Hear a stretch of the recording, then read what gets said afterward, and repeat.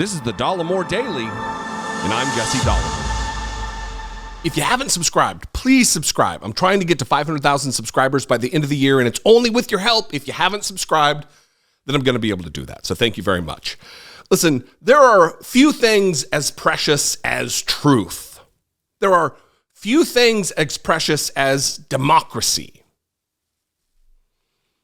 I don't have a lot of positive things to say about Mike Pence, but I do have a positive thing to say that for some reason, he decided to adhere to the rule of law and the Constitution and our democracy by not attempting to overthrow the United States government and by de facto just ending democracy in America on January 6th, when his life was threatened, when the Trump mob screamed, "Hang Mike Pence," with a hangman's gallows, but 1,000 feet from where he stood. And he's still getting grilled by voters, this time in Iowa. I got a clip here, and it meanders a little bit. It's a little bit slow. It's a little bit yawning. You know, it's Mike Pence after all. But I'm going to play this, and I want you to really take note in the conviction in this lady's voice who is taking Mike Pence to task for not attempting to end democracy in the United States. I want you to pay attention to how much she really believes this. And that's the danger here. That going back to how I opened about the preciousness of truth, it is these people, they really are believers in the lie. They have jettisoned any reason that they had in them at any time to believe Donald Trump's fabricated and premeditated lie that he won the election. He started saying it was rigged early on, months and months before the election, and it was just a continuation of that lie and that narrative that has convinced millions of Americans, evidence-free, they make this claim. In fact, in the face of overwhelming evidence that it didn't happen, they continue to believe it. Watch this clip of this old lady reading Mike Pence the Riot Act about his role on January 6th, and in her estimation, allowing an election to be stolen. Watch this. If it wasn't for your vote, we would not have Joe Biden in the White House. Right. Joe Biden shouldn't be there. And all those wonderful things that you and Trump were doing together would be continuing, and this country would be on the right path. Do you ever second guess yourself? That was a constitutional right that you had to send those votes back to the states. It was not like you were going to personally elect him. We all know by the number of votes that were there who won that election. Well, You changed history for this country. Yeah, let me speak to the issue, because I think it's an issue that continues to be misunderstood. I know by God's grace I did exactly what the Constitution of the United States required of me that day. I kept my oath. Let me be very respectful of the question and tell you, look, states conduct our elections. You never want to let Washington, D.C. run elections.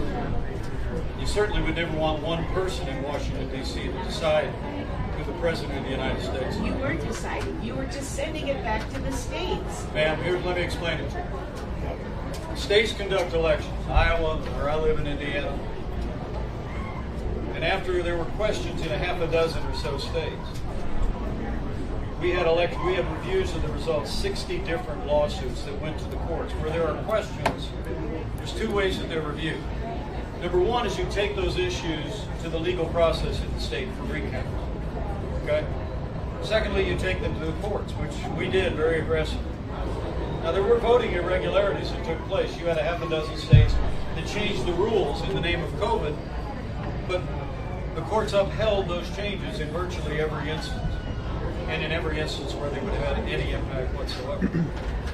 At the end of the day, when Iowa certified your results and sent them to Washington, D.C., when Indiana certified our results, the Constitution of the United States, in Article 2, says the job of the Vice President is to serve as the presiding officer in a joint session where you open and count the votes. Don't take my word for it. Go read the Constitution. Not really. I say this with great affection and respect. The Constitution is very clear. My job was to oversee the session of Congress where objections could be heard. And I made sure that objections would be recognized. So we would hear whatever evidence or whatever debate there was.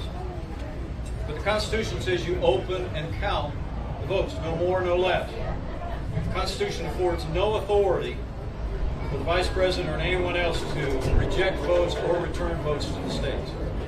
Never been done before, should never be done in the future. I'm sorry, ma'am, but that's actually what the Constitution says.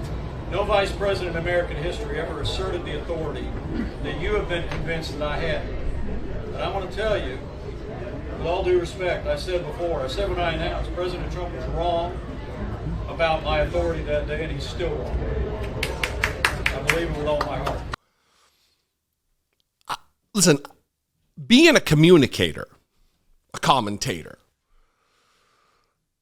it stymies me. It really is a question I don't know the answer to. How do we reach these people? How do we reach people who, one, have little functioning understanding of the actual document they're making proclamations about, the Constitution? How do we reach them when, in the face of overwhelming evidence that their claim is incorrect, they continue to believe it? If you know, let me know. We could do you leave a comment below. Let me know.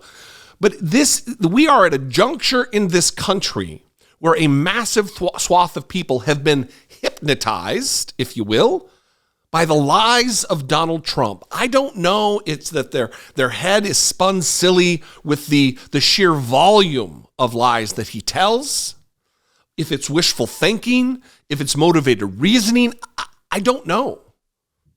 But it is a serious issue. This woman, God bless her, believes that the election was stolen from Donald Trump, that a president with historically low approval ratings and historically high disapproval ratings, that he was a shoo-in to win the presidency, that he didn't even win the popular vote the first time, and the margin was even greater the second time, and she thinks he won the election. That Mike Pence is wrong, even though the consensus of legal authority and experts say he didn't have the power to do what she says he did. And only a handful of Donald Trump bootlicking sycophants say he did have that power. John Eastman with his draft memo. 60 plus cases just dismissed out of court, laughed out of court, and she believes Mike Pence could have done this for Donald Trump. It is just an abject either misunderstanding or disrespect for our founding documents that they claim to love and revere. I don't understand it. Please let me know if you do know. You can leave a comment or you can call and leave me a voicemail, 714-576-4054. You can also email me daily at dollemore.com. I love and appreciate you guys. Thank you very much for subscribing if you haven't already, and for supporting my work if that's your thing. You can click the join button below, click the super thanks button below, or go over to patreon.com/IDoubtIt podcast. Follow me on social media. I'm all over the place, even on the new one, on Instagram, Threads. I'm at Dollemore everywhere. I'd love to see you there. And I will see you next time. Speaking of seeing you, until then, be genuine. Take care of one another.